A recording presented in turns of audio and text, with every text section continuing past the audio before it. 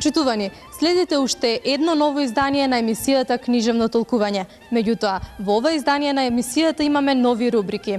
Во ова издание на Книжевно толкување ќе ги погледнете дечињата од детската градинка Детелинка. Следете на.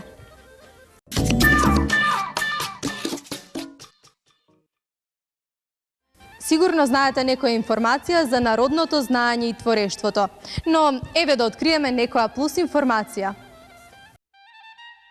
Македонското народно творештво било богато и разновидно.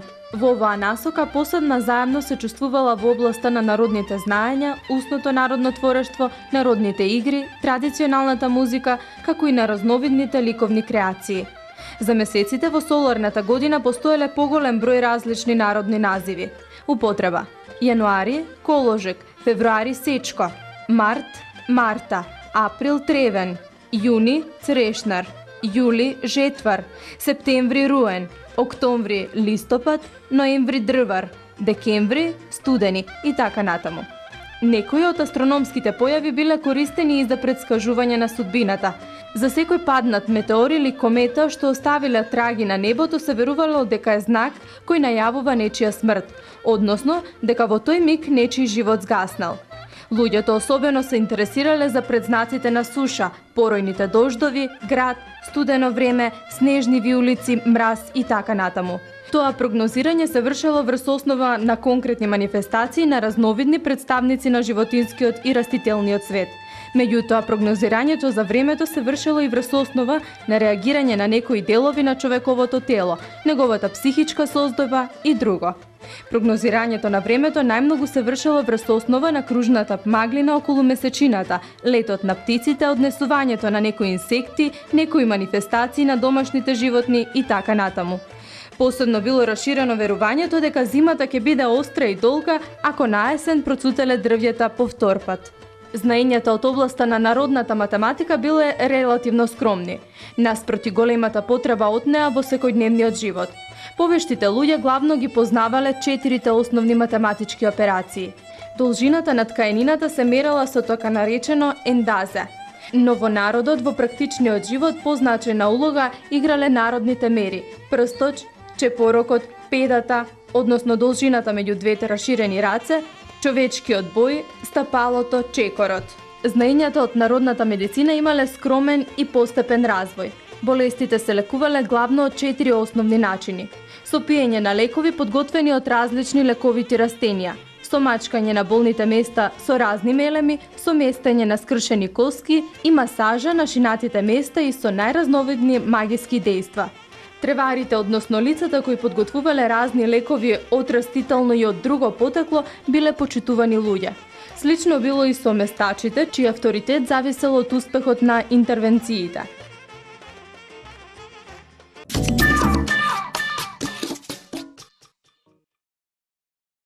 Дечињата од детската градинка Детелинка преку песната "Свадба е голема" ни прикажаа многу јадети и многу традиционални обичаи.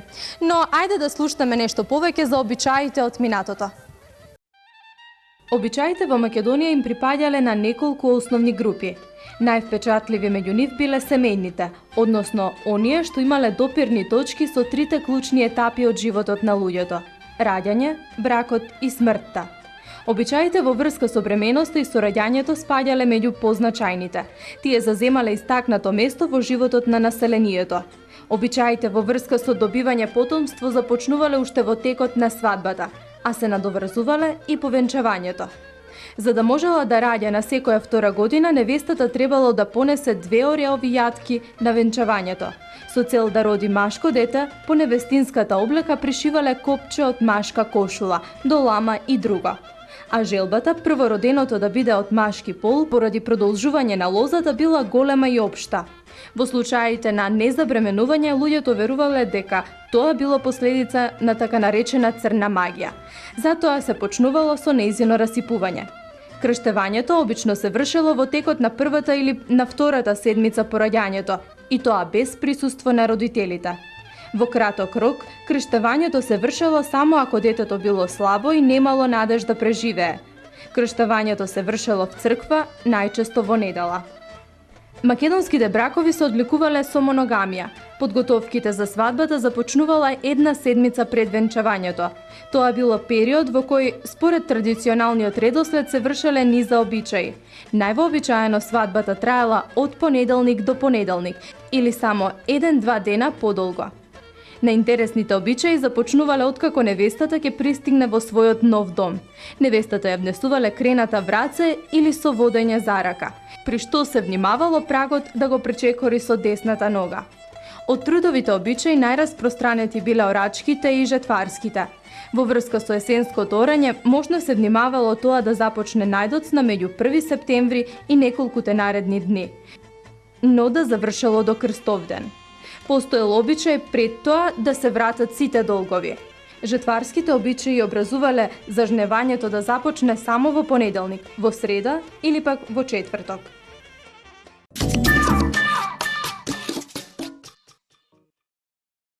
И да напоменеме, во ова издание на книжевно толкување го збогативме со децата од детската градинка Детелинка. Ајде да погледнеме.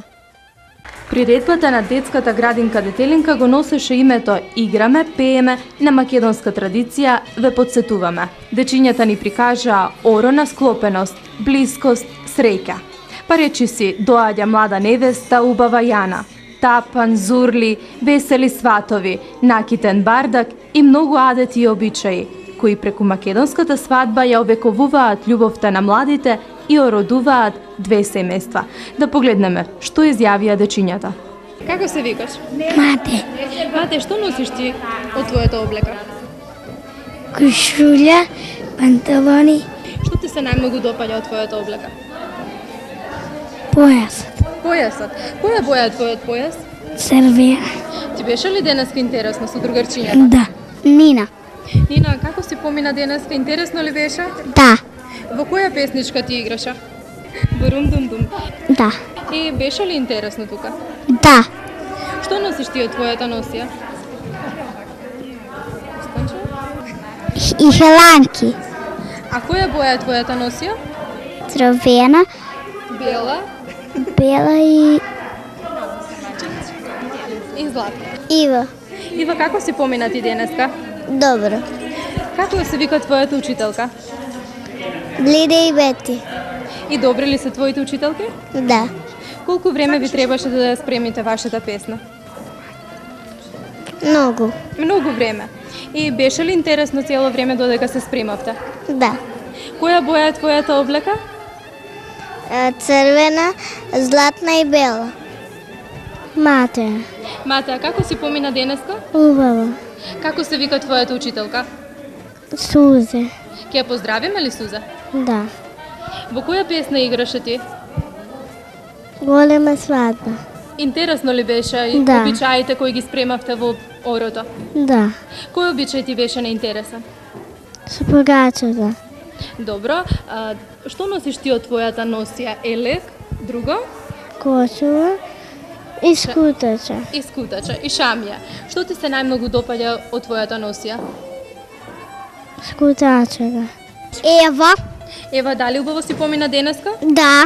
Како се вика твојата учителка? Бети и Лиде. Ќе ги поздравиме ли учителките? Да. Што носиш ти од твојата носија? Елече, хеланки и блузичка. И што ти се најмногу допаѓа? Хеланки. Која боја е твојата носија? Црвена, жолта, бела. Вие? Лина. А ти, Душо? Михаела. И која рого игравте вие? Во која песна игравте вие? Сири мајстора. Интересно ли беше? Да. Која боја се вашите носи? Бела, црвена и жута. Како се викаат вашите учителки? Јасна. Ќе ги поздравиме ли учителките? Да. Да.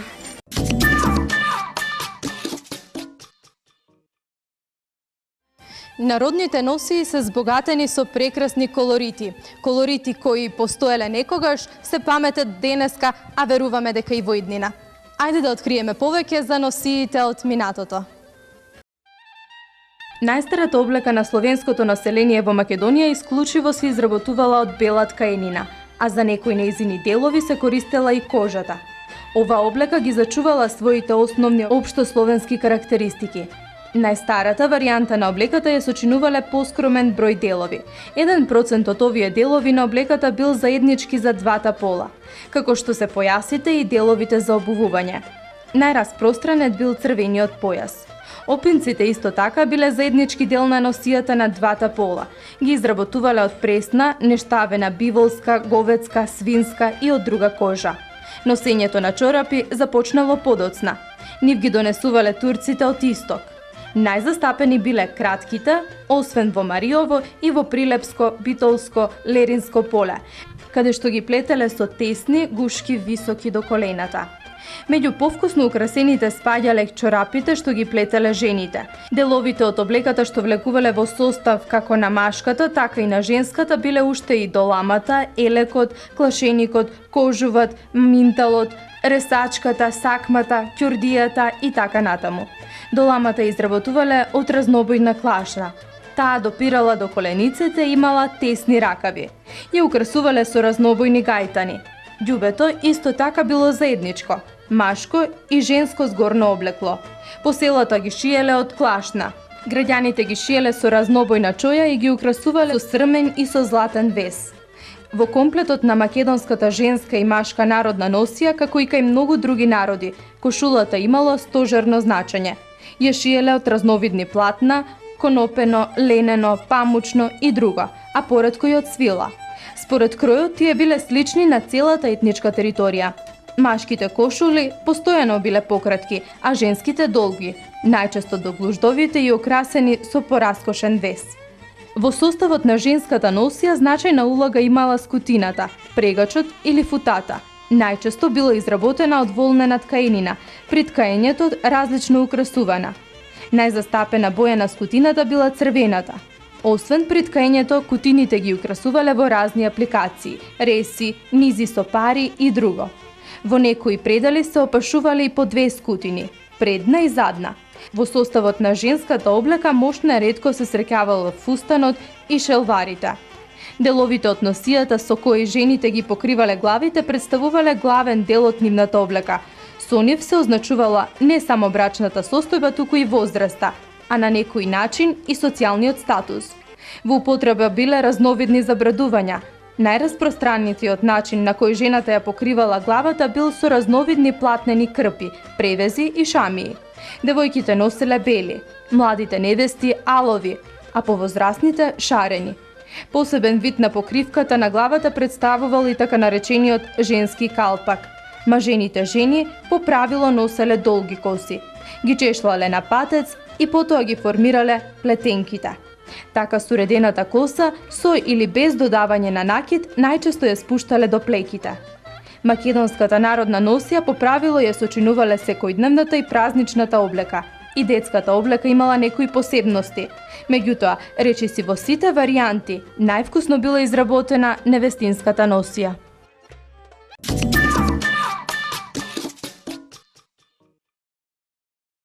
Македонскиот народ е познат како вреден народ. Ајде да навлеземе во македонската култура и македонското стопанство од минатото. Материјалната култура била условена не само од она што го нудела природата, конфигурацијата на теренот, климатските, хидрографските, почвените и други услови, туку и од нив зависно занимање на населението и влијанијата на различни културни слоеви. Материјалната култура опфаќа поголем број составки. Едно од најдоминантните меѓу нив му припаѓа на народното стопанство. Во него најраспространето биле вклучени земјоделството и сточарството, а потоа и сите други стопански активности, меѓу кои позначени биле занајчиството, трговијата, рударството, сообраќајот и така натаму.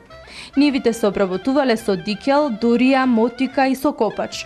Орањето се вршело со рала. Металниот лемеш се употребувал и пред доаѓањето на турците, но тој не се користел во сите предели. За кршење на грудките по орањето се користеле браните, што биле изработувани од меѓусебно поврзани праѓа. Исклучиво се орало со волови или со биволи. Сточарството во Македонија спаѓало меѓу поразвиените стопански активности, што се должело на постоењето на зимските пасишта во кребрежниот појас и по соодветните котлини, како и на бројните летни пасишта. Исхраната на населението долготрајно била несоодветна, што оставило траги и врз здравјето на луѓето. Врз нивното здравје лошо се одразувале и постите во средите и во петоците, а особено оние во текот на исцрпувачките 7-седмични пости пред великтенските празници. И разните обичаи и предрасуди имале влијание исхраната да биде под нормален критериум. Така никој не колел пиле се додека не пропеало првото истоевремено испилено петле, ниту пак колеле јагне пред Ѓурѓовден. Лебот се месел на два одамна познати начини – со квасец или без него, односно тоа биле пресни погачи. Во исхраната, особено во сточарските региони, мощно застапени биле млечните производи. Млекото во пресна состојба ретко се употребувало. Тоа најчесто се подквасувало со цел да се добие маст или изварка, или се подсирувало за да се добие сирење. На посебен начин се изработувало така нареченото биено или пак тепано сирење, со користење на поголемо количество сол, со подолга ферментација и со подсилување под камен или под друг товар. Основните пијалоци на населението биле виното и ракијата. Ракијата се варела од разно овошје и од комина. Се пиела со уверување дека дава кувет, односно сила, и дека ја прочистува крвта. Посебен вид на алкохолен пијалок било домашното пиво, наречено аловина. Од безалкохолните пијалоци се употребувале матеницата, расолницата, медовината, бозата и салепот. Храната се сервирала на ниски трпези, софри. Сите се хранеле од еден сат и основна лажица друг прибор не употребувале. Домаќинот го сечел лебот, а хранењето започнувало откако тој ќе го касне првиот залак.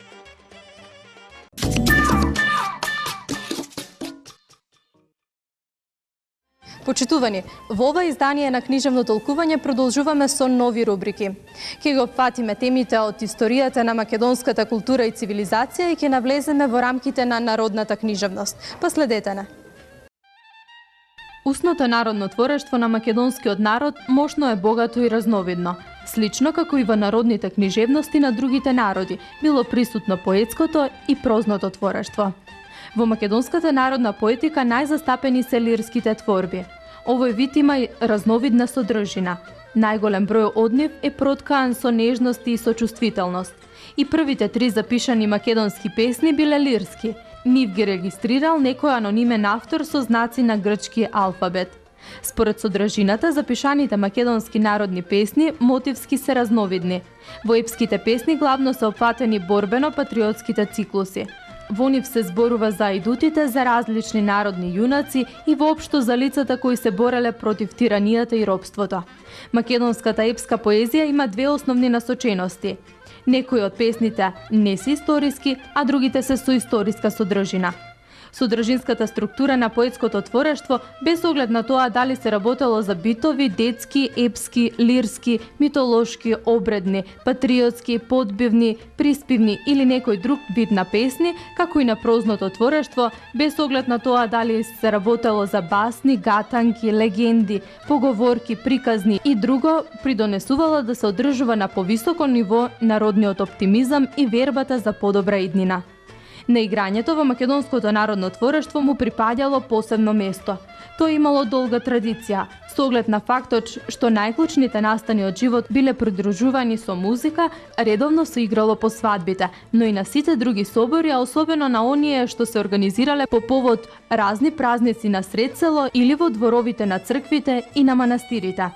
За популарноста на игрорната традиција зборува и фактот што во играњето учествувале представници и на двата пола, и тоа независно од возраста.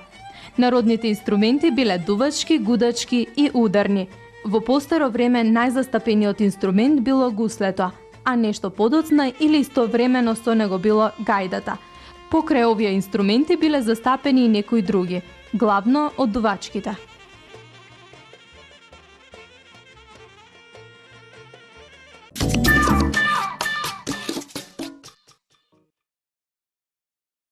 Традицијата е сила која поврзува, а фолклорната традиција е највпечатливиот одраз на душата на македонскиот народ.